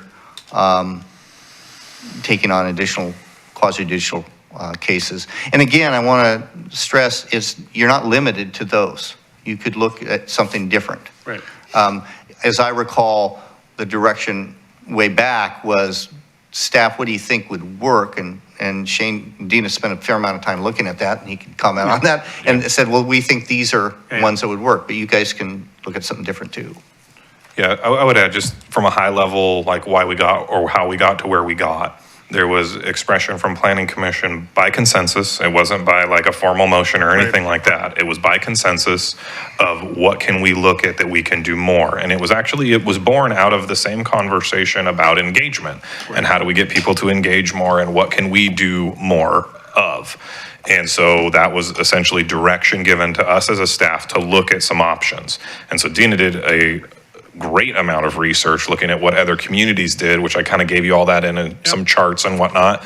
And ultimately, I made a recommendation, took it upon myself to set it for a public hearing and go, okay, let's put it out there. You guys can decide what you want to do. You can tweak it, you can deny it, you can approve it, you can change it all around all you want, but we could twiddle our thumbs or we can let's move forward and do something. And so where we landed as a staff and looking at all the data and looking at what other people did and having a very inherent knowledge of how our community works, it was my recommendation that if you want to expand the role, I think the variances and conditional uses make some sense for planning commission, because I don't think partitions or subdivisions make sense at all. They're very involved and they're very prescriptive. There's not a lot of, you can have a lot of people coming in that don't want something in their backyard, but you're gonna be like me, where the neighbors hate you because you're not giving them what they want, because there is no criterial way to do it. Because it's does it meet the lot size, yes or no?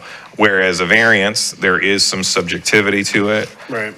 Whereas a conditional use, while the use is not at question, what kind of conditions are placed is clearly a sliding scale of what's appropriate based on the impacts, which I think you're well positioned to make some inferences on. So that's kind of why we landed where we landed on it. Coming back with a work session, one thing I would ask, and I don't know, that might be out of line, but one thing I would ask is, I'm not sure what I should bring you all for the work session We could just to bring- help inform the conversation, or just bring back what we Bring did back before. That staff report. I would think. I think bring back what we had before. Okay.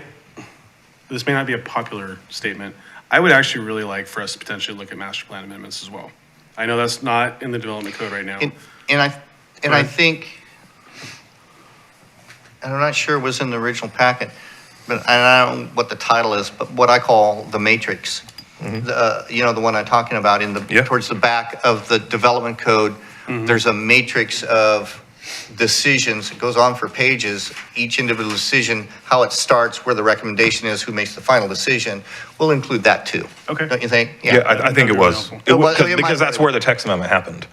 Oh, that's right. That's literally where the red line is. Yeah, that's the right. Part of the matrix. red line was in that section. So yeah, it was part of the bundle. It was actually pretty thick because different little sections had to be changed. So. Yep. But back to the motion, you don't have to be detailed since everybody knows what you're talking about. The motion probably should just indicate that you moved to set this matter as an agenda item for the March meeting. So I did make the statement. I personally would really like to see master plan amendments come through the planning commission. That's just me. There were some comments I received from various folks like, why did this ever go to the planning commission? So I feel that way. There was one that went through recently. I don't remember exactly what it was, but it went directly to council. Those are big, pretty heavy things, and it does add a layer of process to it. But again, in terms of the eyes of public engagement, I think it gives folks a couple bites at the apple to get in the public consciousness, be aware of a situation. We might get it right, we might get it wrong, the council may change the recommendation, but ultimately it introduces the idea of a change earlier, and puts multiple layers on that. I think I'm probably solidifying Shannon's choice to retire right now on what I'm saying, but that's just my own personal feeling. So if anybody else wants to see amendments on that, and we want to add to the conversation. If not, then let's make the motion to add the item to the agenda as discussed from City Attorney Johnson. Anybody want to make a motion on that? I'll move to add the agenda item to the March meeting as presented by City Attorney Johnson. Okay, is there a second? Second. All right, we have a motion by Commissioner Witters and a second by Commissioner Hutchins to add this agenda item to the March 2024 meeting. Any just further discussion on this? Hearing none, all those in favor signify by saying aye. Aye. Any opposed, say nay. Motion passes unanimously. Thank you for taking time on this. And I think it's really important that we do the homework on this and be prepared to have some meaningful conversation, because I don't want to see that look of disappointment on Shane's face again. What's that? I'm just chatting. Okay. We got a couple last things. Council liaison report. I did have a thing for. Oh, please, go ahead. On new business. So the building just passed where the turnoff down to Clyde Creek off Fertile Lane. In the front yard where the big tree fell down like a year or so ago. On digging holes, putting pipes in. On Verda or Chemawa? No, it's on Verda Lane, just past where you turn, like if you were going towards the Parkway, turn down towards Claggett Creek Schools. On Alder? No, it's not on Alder. It's on, it's, Verda and Dearborn right there. it's on Verda. No, it's not Dearborn. So it's past Dearborn. It's just this side of that new house, they did the remodel and you said they fenced it all off. I mean, they're doing a lot of digging in the front yard. They had their tree fall down. They're putting pipes in. Is that, you don't know? what that is? I don't know off the top of my head, Ron. I'm not sure. You don't know. It seems like you move a lot of dirt. If you can tell me the address, I can look into it. I don't know. I mean, if they're moving a lot of dirt, they may need erosion control permit. They may have one. I don't approve erosion I'm just control curious permits, whether- so, yeah, I'm not. This is south of Dearborn, then halfway to the Parkway or something like that? It's the other way. Oh. It's between Dearborn and the Parkway, yes.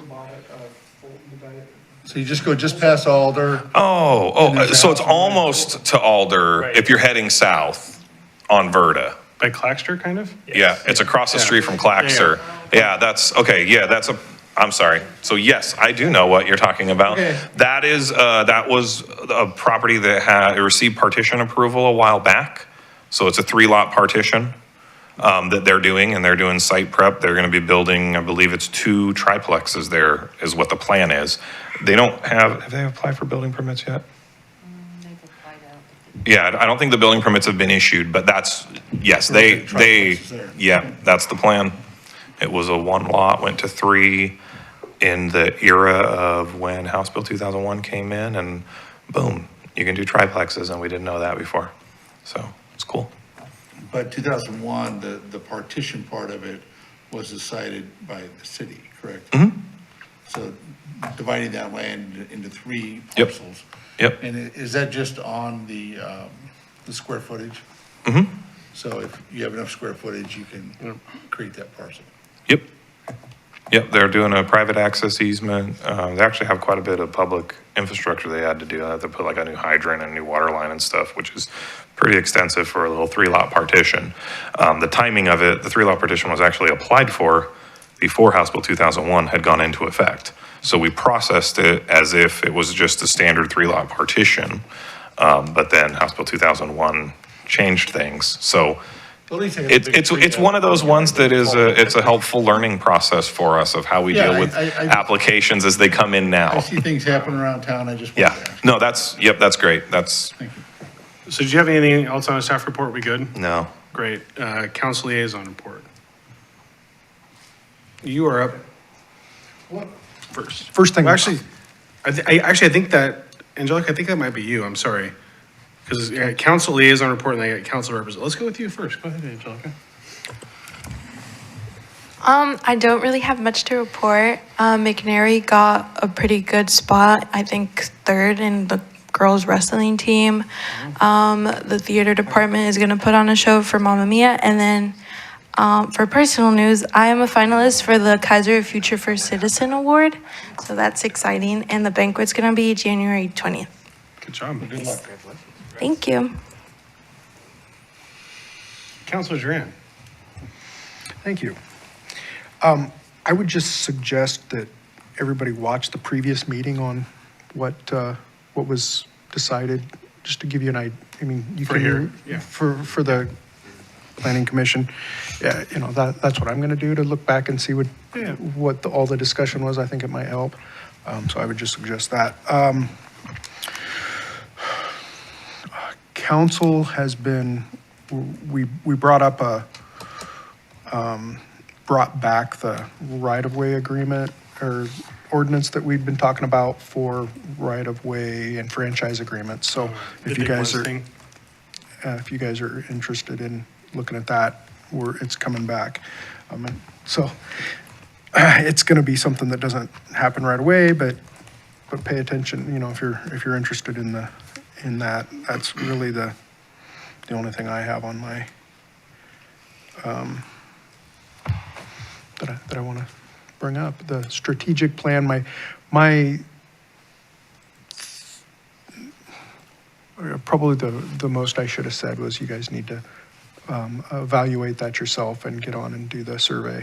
That would be the biggest help to everybody is not only get your opinion on the planning commission, but as a citizen, Right. what you think about the whole thing. And yeah, it doesn't need to all be discussed here, but it would be good to get everybody's opinion on that. Yeah.